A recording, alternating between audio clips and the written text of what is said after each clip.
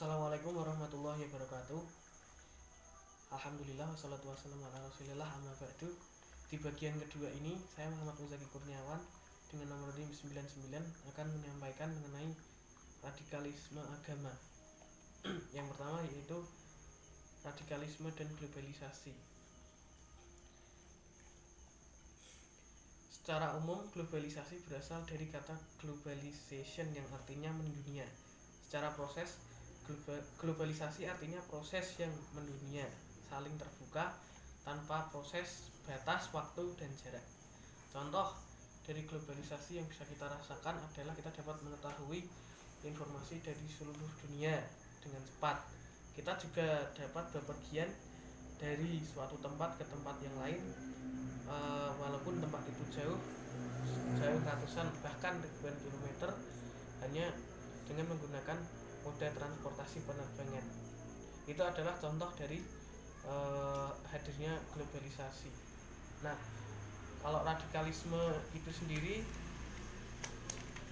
berasal dari kata redik yang berarti akar, dan radikal adalah sesuatu yang bersifat mendasar atau hingga ke akar-akarnya. Predikat ini bisa dikenakan pada pikiran, paham tertentu, sehingga muncul pula pemikiran yang radikal atau bahkan mungkin gerakan radikal. Nah, apakah globalisasi ini berpengaruh terhadap terbentuknya radikalisme? Ya, karena segala informasi mengenai radikalisme ini juga sudah tersebar luas di dunia internet dan media-media yang lainnya. Nah, radikalisme ini sendiri biasanya identik dengan paham-paham kekerasan dan paham-paham teroris. Sebenarnya tujuan dari radikalisme ini adalah politik dan kekuasaan. Jadi bukan tapi mereka ini mengatasnamakan suku, agama, dan identitas kedaerahan yang lain atau identitas kenegaraan yang lain. Padahal sebenarnya tujuan dari radikalisme ini adalah sebenarnya lebih ke politik dan kekuasaan. Nah, bagaimana dengan di negara Indonesia ini? Apakah di negara Indonesia ini radikalisme juga sudah cukup berkembang? Ya, dari sejak lama paham radikal ini sudah berkembang di Indonesia. Terbukti dengan munculnya kelompok-kelompok atau golongan-golongan yang kita sebut dengan teroris yang sering menebar ketakutan di negara Indonesia ini.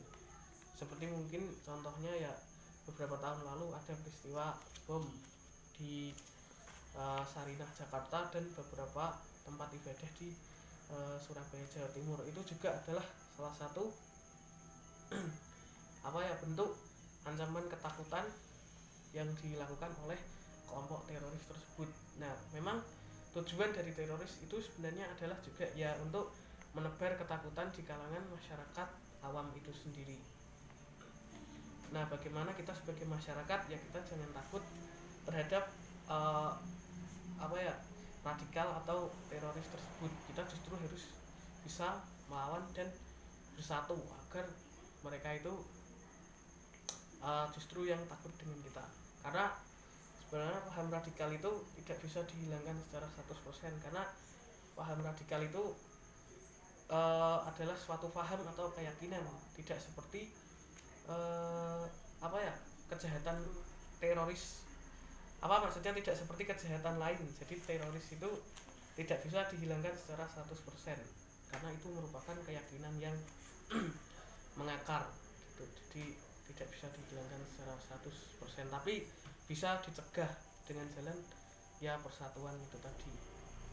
Nah, para teroris ini kalau mereka setiap melakukan aksi pasti mereka selalu mengatasnamakan agama tertentu atau agama. Padahal sebenarnya aksi yang mereka lakukan ini sebenarnya mereka menyimpang dari agama. Karena di dalam agama sendiri tidak ada perintah untuk istilahnya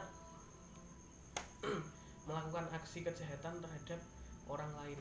Jadi aksi yang mereka lakukan itu bukan merupakan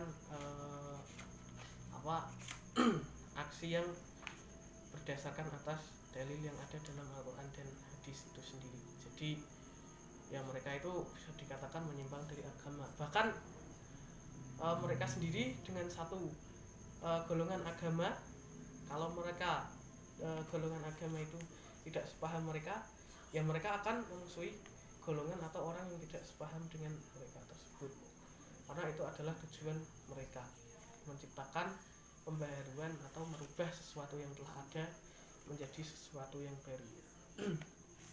Nah, kalau di Indonesia sendiri tuh tujuan dari radikalisme adalah ketidakpuasan atas dominasi Barat yang sudah menjamur dan masuk di Indonesia itu sendiri.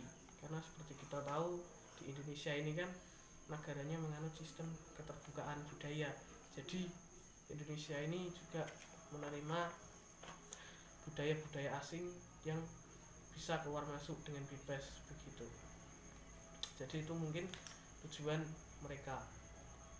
Jadi kesimpulannya adalah kita sebagai umat Islam khususnya harus bisa bersatu, dan kita tidak boleh menganggap bahwa radikal itu adalah bagian dari golongan atau agama kita sendiri. Mungkin hanya itu yang bisa saya sampaikan. Kurang dan lebihnya mohon maaf. Saya akhiri. Wassalamualaikum warahmatullahi wabarakatuh.